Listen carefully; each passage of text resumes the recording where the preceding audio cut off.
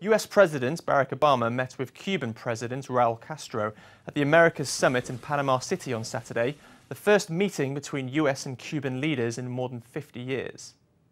But hopes that the historic talks would end with Cuba's removal from the US list of state sponsors of terrorism, an important step in normalizing relations between the two countries, failed to materialize. For Cuba, getting off the list of state sponsors of terrorism is both important in symbolic terms and in practical terms. The symbolism is that this is a very small list of countries. This includes countries like Iran and Syria. It's the countries that the US consider some of its real enemies. And so to be taken off that list is a sign to Cubans that they're being accepted by the Americans, that they now have a very different kind of relationship with the US. And in practical terms, it's important because the state-sanctioned terrorism list is one part of this very complicated network of sanctions and restrictions that the US has imposed on Cuba.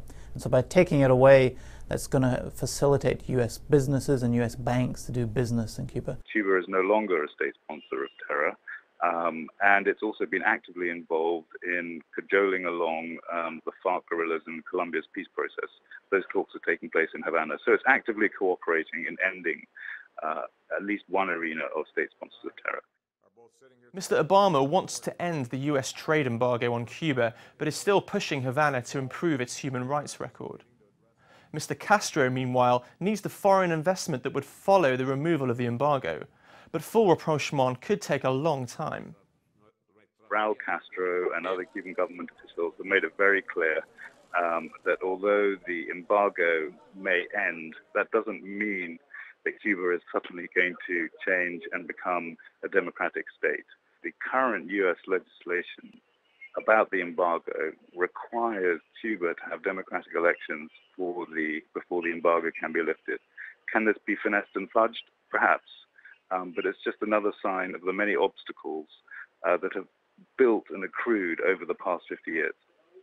On the Cuban side, they apparently want to make the return of the now notorious Guantanamo base that America has on Cuban soil part of the deal. I don't think the Americans, even the Obama administration, would sign off on that.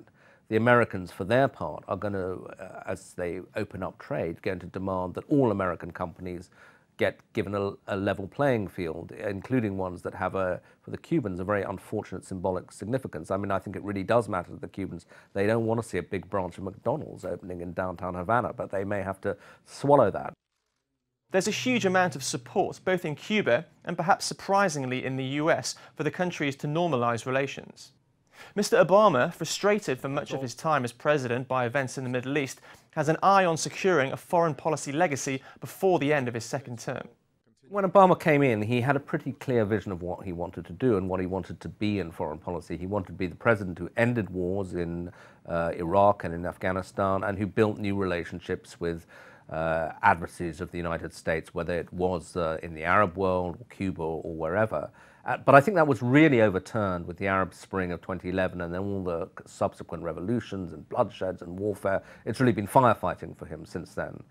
But I think now as he comes to his last 2 years, he sees an opportunity that, even if not to improve the Middle East, that's not going to happen very quickly, but to find a couple of other areas where he can go back to being the kind of president that he wanted to be when he came in, the reconciler. And I think Cuba is probably the most promising of those openings. For the Cubans, they're looking at a situation where Venezuela, which has been their big ally over the last decade, has given them a lot of economic benefits. Venezuela is imploding, might even default sometime over the next couple of years. So the Cubans have to look for new options.